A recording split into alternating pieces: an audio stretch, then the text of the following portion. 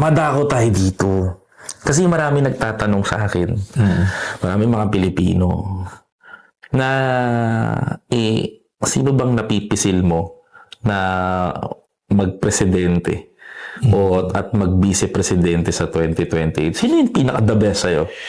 Sabihin na lang natin, ilatag na lang natin May yung mga tandem. kandidato. Ito, may tandem. May tandem. Kasi sabi nila, merong Sara Duterte at Robin Padilla. Tingin mo, magandang tandem ba to? Or Risa Hontiveros and General Nicolas Torre? Ako siyempre, dito ako kina Senator Risa at kina General Torre, no? Kasi nasubukan na. Nakita natin sila tumindig para sa tama. Yun dapat ang tinitignan natin ng mga pinuno natin ng ating bansa. Yung gumagawa ng tama, tumitindig para sa tama. Pero yung kay tandem na Sara and Robin, sabi Ang tawag namin doon na sentae.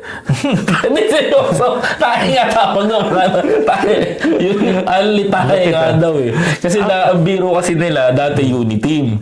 So lumabas si Sara Duterte, sumama sa Verde, Unitae. Yung kasi tawag, kasi daw yung mga DDS daw sin, naman ang babash sa'yo, mahilig sa tayo with unlimited rice. Pero, alam mo, seriously, feeling ko, hindi si Robin eh. Baka si Marcoleta ang pupustura dyan. Uy, mala. Kasi may suporta nga ng ito, hinahabol nila.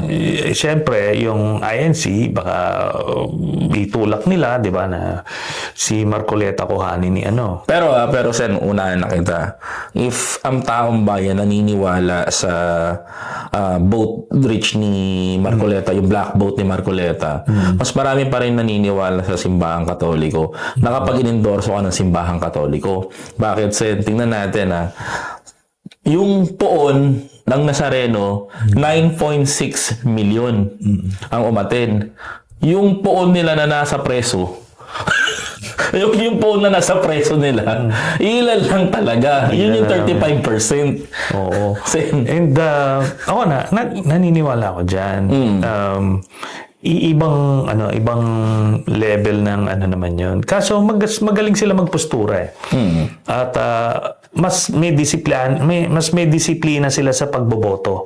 We will have to give them that. So kaya naka-create sila ng ganong impression na they are a political force to be reckoned with. And gagamitin nila yan. And ano naman to it's a democracy.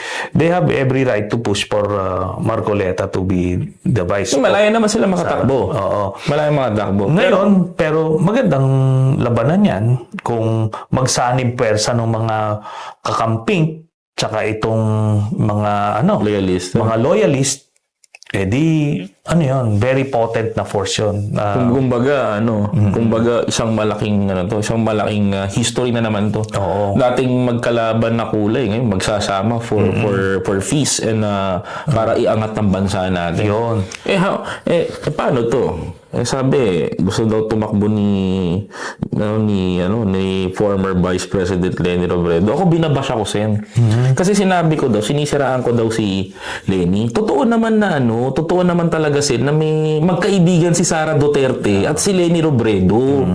Hindi naman nila parehas yun. Kaya nga, Sen, hindi ako nawala yung ko sa kanya. Nawala yung, kumbaga, lumaylo ako kasi nung patawag ng impeachment ni Sara, dapat nagsasalita ka. Yeah. Diba? Dapat si Leni nanguna na, ito dapat panagutin to. Kung talagang may bigat si Leni para sa akin, it's the time eh. Andun na yung pagkakataon eh. Yung mga kakamping gusto na magpa-impeach. Yung pakikibaka. Oo. Ako, more than that, in addition to that, sinabi sa akin mismo nito ni Leni na kung manalo daw siya, hindi niya ite-turn over si Duterte sa dahig. Ay, mali. O kaya, asan ang justice? o yun ang problema doon. Di ba? Kaya, alam ko na yan. Kaya naman, even nung ipa-file namin yung ICC, pinipigilan kami ni Leni. Kasi nga, baka pagbalingan daw siya ni Digong noong time na yon, no ICC. Noong una, magpa-file kami impeachment kay Digong kasi nga grabing patayan, pinigilan kami nung mga emisaryo niya. Nung magpa-file lang kami na ICC, pinigilan din kami.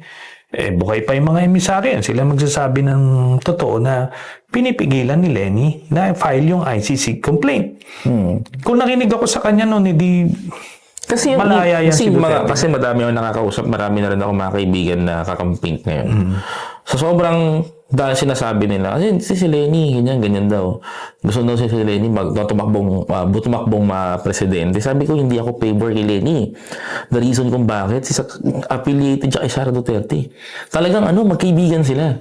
Kung itong pagkakataon na to, is nung lumaban tayo for accountability nila dun sa mga ninakaw na pera, hindi dapat lumutang si Lenny. Humarap si Lenny Robredo, nagsalita si Lenny sa mga kakamping na agree siya, pero hindi. Binisita lang sa bahay, wala na. Yeah. So, isang magbigat na issue sa akin yan. Sa akin, personal yon. Pagkakaibigan ka ng mga Duterte, ekis ka na sa akin. Hindi pwede yon. Kasi sobrang lala nung ginawa ng pamilyang ito sa ating bayan. Para kaibiganin mo, ibig sabihin, okay lang sa'yo yun. Okay lang sa'yo? So sa akin, diba? Ano yun? That's very personal sa akin. Isang issue naman din is kung planong tumakbo ng 2028, dapat, kailan mo sisimulan? Di ba? O, nung nangyari ng 2022, last minute. Nung filing, doon nagsimula para lang hindi mabash. Ngayon, kung natatakot ka mabash, hindi ka rin karapat-dapat din siguro maging leader kasi, correct. Alam mo, Samot as sa rin president, pagdadarag yan bababuyin ka talaga. Kita mo si Presidente, si President Marcos, nung tumatakbo yan, before pa lang, talagang grabing pagbabas ang hinarap niyan. Pero tuloy lang siya. Di nanalo siya. Sinalubong niya yun. Kumbaga, pero kung doon pa lang natatakot ka sa pagbabash pa lang, mas mabibigat ang